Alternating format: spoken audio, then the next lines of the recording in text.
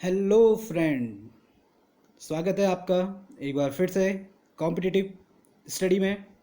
कैसे हैं आप सब? आशा करता हूँ आप सभी स्वस्थ होंगे और इस चैनल के माध्यम से जो भी वीडियो आ रही हैं उसका लुत्फ़ उठा रहे होंगे। दोस्तों, पिछली कुछ वीडियोस में हमने पढ़ा है उत्तराखंड का ज्योग्राफी। आज हम लेके आए हैं उत्तराखंड की प्रमुख जनजातियाँ। साथ ही साथ दोस्तों, पिछली कुछ वीडियोस में हमने दिया था करंट अफेयर्स, जो आपके कॉम्पिटिटिव एग्जाम के लिए बहुत इंपॉर्टेंट है। ठीक है। और आज हम पढ़ेंगे मेजर ट्राइब्स ऑफ उत्तराखंड। दोस्तों, अगर आपको वीडियो पसंद आती है तो ज़्यादा से ज़्यादा लाइक करें, शेयर करें और चैनल को सब्सक्राइब करें। ठीक है, आज की वीडियो स्टार्ट करते हैं। सबसे पहले बात करेंगे थारू जनजाति की। ठीक है, थारू जनजाति जो उत्तराखंड की कुमाऊं की सबसे बड़ी जनजातीय समुदाय है। दोस्तों, ये निवास कहाँ करती है? थारू जनजाति उधमसिंह नगर के खटीमा, नानकमत्ता, सितारगंज, किच्छा आदि क्षेत्रों में निवास करती है। इसकी उत्पत्ति कहाँ से हुई?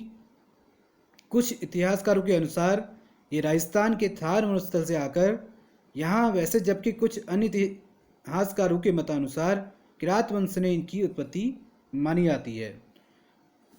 ठीक है, क्या मानते हैं कुछ इतिहासकार? यह मानते हैं कि ये जो जाति है, जनजाति है, कहाँ से आई है? राजस्थान के थार मरुस्थल से। और लेकिन कुछ इतिहासकार ऐसा मानते हैं कि किरात वंश से इसकी उत्पत्ति मानी गई है। दोस्तों, इनका शारीरिक गठन कैसे होता है? ये मंगोल प्रजाति से मिलते जुलते हैं। इनका कद छोटा, मुख चौड़ा, वो समतल नाक होता है इनका, नासिक वाले होते हैं ये। इनकी जो भाषा होती है ये मिश्रित पहाड़ी होती है, अवधी होती है, नेपाली होती है। ठीक है, इनके जो आवास होते हैं, इनके मकान लकड़ी, पत्तू व नरकुल के बने होते हैं व दीवारों पर चित्रकारी होती है। दोस्तों, जो इनकी वेशभूषा होती है, जो पुरुष होते हैं वो धोती, अंगा, कुर्ता, टोपी, साफा पहनते हैं और लंबी चोटी रखते हैं। साथ ही साथ जो महिलाएं होती हैं वो लहंगा, चोली, काली ओढ़नी, बूढ़ेदार कुर्ता ये आदि पहनती हैं। थारू जनजाति की महिला व पुरुष शरीर पर गुदवाते हैं। सामाजिक व्यवस्था कैसी है यहाँ पे? इनमें मातृ सत्तात्मक, संयुक्त व एकाकी पारिवारिक प्रथा पाई जाती है। थारू जनजाति में महिलाओं को पुरुषों की अपेक्षा उच्च स्थान प्राप्त है। परिवार का मुखिया घर का सबसे बड़ा व्यक्ति होता है। थारू जनजाति कई गोत्रों में विभाजित है। वो कौन कौन से गोत्र हैं? बड़ियावक, रावत, बिरतिया, महतो, डहत, ठीक है, एक्सेट्रा। इसमें बड़वायक गोत्र सबसे उच्च माना जाता है। दोस्तों, यहाँ की जो विवाह प्रथा है, इनमें बदला विवाह प्रथा, बहनों का आदान प्रदान का प्रचलन था। थारू जनजाति में अब मुख्यतः 3 काठी विवाह प्रथा पाई जाती हैं। थारू जनजाति में विवाह की प्रमुख 3 रस्में हैं। पक्की पौड़ी, विवाह तय करने की प्रथा, अपना पराया, विवाह से पहले सगाई रस्म, तथा बात कट्टी, विवाह की तिथि निश्चित करना। गौना, चाला रस्म, लड़की का स्थायी रूप से अपने पति के घर जाना। इनमें विधवा विवाह प्रथा भी सम्मिलित है।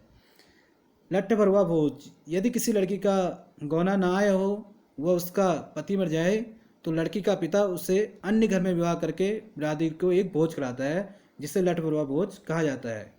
ठीक है दोस्तों, जो थारू जनजाति है इसका धर्म हिंदू धर्म है। ये 55 काली, नगरानी देवी व भूमिया देवता, कौरवदेव, रावत आदि देवी देवताओं को पूजते हैं। ठीक है, उत्तराखंड की प्रमुख जनजातियों में से ये एक जनजाति है। इसका त्यौहार क्या है? इनके प्रमुख त्यौहार हैं दोस्तों होली, दशहरा, माँ की खिचड़ी, बजर आदि। दीपावली को ये शोक पर्व के रूप में मनाते हैं। होली फाल्गुन पूर्णिमा में 8 दिनों तक मनाया जाता है, जिसमें स्त्री पुरुष खिचड़ी नृत्य करते हैं।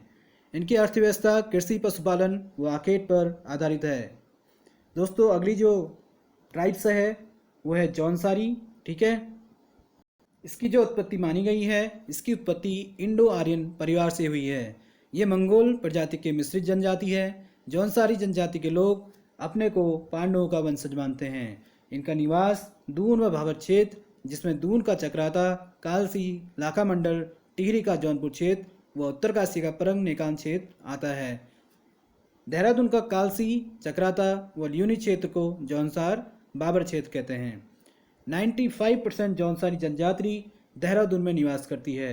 इनकी मुख्य भाषा जौनसारी है, लेकिन बाबर क्षेत्र में बाबरी भाषा भी बोली जाती है। इनकी वेशभूषा व पहनावा, यहाँ जो पुरुष हैं, पुरुष सर्दियों में ऊनी कोट, ऊनी पैजामा व ऊनी टोपी पहनते हैं, वह गर्मियों में कोट, सूती टोपी, पैजामा पहनते हैं। ठीक है, महिलाएं जो हैं, महिलाएं गर्मियों में कुर्ती पैजामा, सूती घाघरा और चोली पहनते हैं। वह सर्दियों में ऊनी घाघरा, कुर्तू व एक बड़ा रुमाल पहनते हैं। अब इनके आवास की बात करें, इनके जो घर होते हैं लकड़ी और पत्थर के बने होते हैं। इनकी उपजातियाँ दोस्तों, जो जौनसारी की उपजातियाँ हैं वो हैं खसास, जो ब्राह्मण और राजपूत होते हैं। हरिजन खसास, डोम, काली, मोची, कोल्टा इसके अंतर्गत आते हैं। कारीगर, लोहार, सोनार, बागजी, बढ़ई इसके अंतर्गत आते हैं। सामाजिक व्यवस्था, इसमें पितृसत्तात्मक संयुक्त प्रणाली पाई जाती है। इसमें परिवार का मुखिया घर का सबसे बड़ा पुरुष होता है। यहाँ की जो विवाह प्रथा है, विवाह के पूर्व लड़की को दयंती व विवाह उपरांत रेयांती कहा जाता है। इनमें पहले बहुपति विवाह प्रथा का प्रचलन था, जो कि अब समाप्त हो चुका है। इनके समाज में कन्या पक्ष को उच्च माना जाता है। ठीक है दोस्तों, ये भी क्या करते हैं, हिंदू धर्म को मानते हैं। ठीक है, बौठा, पवासी, चोलदा देवी देवताओं की पूजा करते हैं। महासु देवता इनके प्रमुख देवता हैं। कुछ लोग महासु देवता को विष्णु का 6वां अवतार भी मानते हैं। इनका प्रमुख तीर्थ स्थल हनोला है। इनके मंदिर लकड़ी और पत्थर के बने होते हैं। सांस्कृतिक गतिविधियों की बात करें तो इनका प्रमुख त्यौहार दशहरा है। पंचाई, पाँचों या पाँचता भी से कहा जाता है। दीपावली, दियाई, बैसाखी, विशु, जन्माष्टमी, अठाई, नुड़ाई, माघ त्यौहार, जागड़ा इनके प्रमुख त्यौहार हैं। जागड़ा महासु देवता का त्यौहार है। दीपावली इनका सबसे विशेष पर्व है, जिसे राष्ट्रीय दीपावली के एक माह बाद बनाते हैं। दीपावली में ये भीमन लकड़ी का होला जलाते हैं और पांडु का महासु देवता के गीत गाते हैं। होली को देख खेत में जाकर ये भाइयों का खेल करते हैं। दीपावली के दूसरे दिन को ब्रूडी कहा जाता है। इस दिन पुरुष पत्तेबाजी नृत्य करते हैं। इनके जो प्रमुख मेले हैं, चौली ठात मेला, यह मेला 3 मई को वीर केसरी चंद के बलिदान दिवस पर मनाया जाता है। बिस्सू मेला, ये मेला बैसाखी में लगता है। वो थाना डांडा, चौरानी मेला, नागपात आदि स्थानों पर यह लगता है। मछमोड़ मेला, इस मेले में केवल पुरुष भाग लेते हैं। वह नदी में तिमूर का पाउडर डालकर मछली को बेहोश कर पकड़ते हैं। जत्रियाडो मोड़ा मेला, यह मेला 25-26 सालों में एक बार लगता है। इनके जो प्रमुख नृत्य हैं, रासो नृत्य, तांदी नृत्य, हारुला नृत्य, ठुमकिया नृत्य, घूमसू, झेला, पतेबाजी, रास रासो, मडवड़ा, सराई, जंगबाजी नृत्य आदि हैं। दोस्तों, जो इनकी मुख्य अर्थव्यवस्था है, कृषि पशुपालन है। राजनीति व्यवस्था, खुमरी समिति होती है, जो एक गांव में पहले खुमरी समिति हुआ करती थी, जिसका मुखिया सयाना हुआ करता था। खत समिति, खुमरी समिति के ऊपर एक खत समिति होती है, जिसका मुखिया खत सयाना होता है। अब इन जनजाति में भी ग्राम पंचायतें हो गई हैं। उत्तराखंड की अगली जनजाति की बात करें तो भोटिया जनजाति है। ठीक है, एक ये अर्धघुमंतु जनजाति के रूप में जानी जाती है। इसकी उत्पत्ति कहाँ से हुई दोस्तों? इसकी उत्पत्ति मंगोल प्रजाति से हुई है और ये अपने को किरात वंशी खस राजपूत मानते हैं। इनका निवास चमोली, पिथौरागढ़, उत्तर काशी, अल्मोड़ा जिलों में उत्तरी भागों में ऊंचाई वाले क्षेत्रों में पाया जाता है। यह जनजाति महाहिमालय की सर्वाधिक जनसंख्या वाली जनजाति है। दोस्तों, इनका ग्रीष्मकालीन जो आवास है, ये ग्रीष्म ऋतु में 2000 से 3000 मीटर ऊंचाई वाले स्थानों में जहाँ चरागाह की सुविधा हो वहाँ आवास बनाकर रहते हैं, तथा शीतकालीन में ये शीत ऋतु में घाटी में अपने शीतकालीन आवास में लौट आते हैं, जिन्हें गुंडा या चूल्हा कहा जाता है। इनकी वेशभूषा, कद छोटा, चेहरा गोल, सिर बड़ा, आँख छोटी, नाक चपटी होती है। पहनावा दोस्तों, जो पुरुष हैं घुटनों तक का कोटा जिसे रंगा भी कहा जाता है, ऊनी पजामा, गिजू या खच्चसी जिसे कहा जाता है, टोपी, चुंगठी या चुंगल जिसे कहा जाता है, ऊनी जूता जिसे बाके कहा जाता है वो पहनते हैं। जो स्त्रियों का पहनावा है वो पूरी बाह का वस्त्र च्यूमला जिसे कहते हैं वो पहनते हैं। आधी बाह का वस्त्र च्यू जिसे कहा जाता है, टोपी नुमा वस्त्र च्यूकला जिसे कहा जाता है, और कमर में बांधने वाला वस्त्र जुख जिसे कहा जाता है वो पहनते हैं। दोस्तों, इसकी जो उपजातियां हैं, ये जो भोटिया जनजाति है विभिन्न उपजातियों में निम्न जिलों में पाई जाती है। जैसे चमोली में मारछा, तोलच्छा उपजाति पाई जाती है। उत्तरकाशी में जाट भोटिया नाम से जाने जाते हैं। पिथौरागढ़ में जो हरी सोका उपजाति इसकी पाई जाती है। सामाजिक व्यवस्था की बात करें तो भोटिया जनजाति में भी पितृसत्तात्मक व्यवस्था पाई जाती है। दोस्तों, इनकी विवाह प्रथा कैसी है? इनके समाज में रंग भंग युवा गृह प्रथा का प्रचलन था। इनमें एक पत्नी प्रथा का प्रचलन है, लेकिन कहीं कहीं भावस देवर विवाह, गंधर्व विवाह भी देखने को मिलता है। विवाह के अवसर पर हाथों में रुमाल लेकर पौड़ा नृत्य यहाँ पर किया जाता है। इनका जो धर्म है, अधिकांश भोटिया जनजाति के लोग हिंदू धर्म मानते हैं, लेकिन कुछ लोगों ने अपना बौद्ध धर्म भी अपना लिया है। दोस्तों इनके देवी देवता हैं भूमियाल देवता, नंदा देवी, दुर्गा, कैलाश पर्वत, ग्वाल, हाथी पर्वत। सांस्कृतिक गतिविधियों की बात करें तो जो इनके उत्सव हैं, भोटिया जनजाति में कंडाली नामक प्रमुख उत्सव बनाया जाता है, जो प्रत्येक 12 वर्ष बाद बनाया जाता है। इनका जो लोकगीत है बाजियू, तिमली, तुबेरा तथा इनका वाद्य यंत्र है हुड़का। अर्थव्यवस्था की बात करें तो यहाँ की अर्थव्यवस्था कृषि, पशुपालन और व्यापार पे मुख्यतः निर्भर करती है। अब बात करते हैं बोक्सा जनजाति की। दोस्तों बोक्सा जनजाति की उत्पत्ति कैसे हुई, आइए इसके बारे में बात करते हैं। कुछ इतिहासकारों का मानना है कि इनके अनुसार इनके पूर्वजों को मराठों द्वारा भगाया गया, वो इस क्षेत्र में आकर बस गए। लेकिन कुछ इतिहासकार ऐसा मानते हैं कि मुगलों ने जब चित्तौड़गढ़ पर आक्रमण किया तो वहाँ के राजपूत व उनके अनुचर वहाँ से भागकर इस क्षेत्र में बस गए। बोक्सा जनजाति अपने को पवार राजपूत मानते हैं।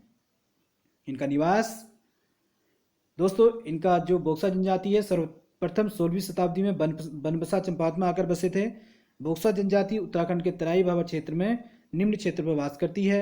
उधम सिंह नगर में बात करें, काशीपुर बाजपुर पे, नैनीताल पे, रामनगर पे, पौड़ी पे, दुगड़ा पे, देहरादून पे, डोईवाला, विकासनगर पे ये लोग रहते हैं। बोक्सा जनजाति के लोग सर्वाधिक उधम सिंह नगर व नैनीताल में वास करते हैं। नैनीताल व उधम सिंह नगर के बोक्सा बहुल क्षेत्र को बुक्साड़ कहा जाता है। इनकी शारीरिक रचना कैसी होती है, कद व आंखें छोटी, चेहरा चौड़ा, हाथ पतले, नाक चपटी और पलकें भारी होती हैं। भाषा की बात करें तो भावरी, कुमिया, रज, भैंसी बोली इनकी मुख्य भाषाएं हैं।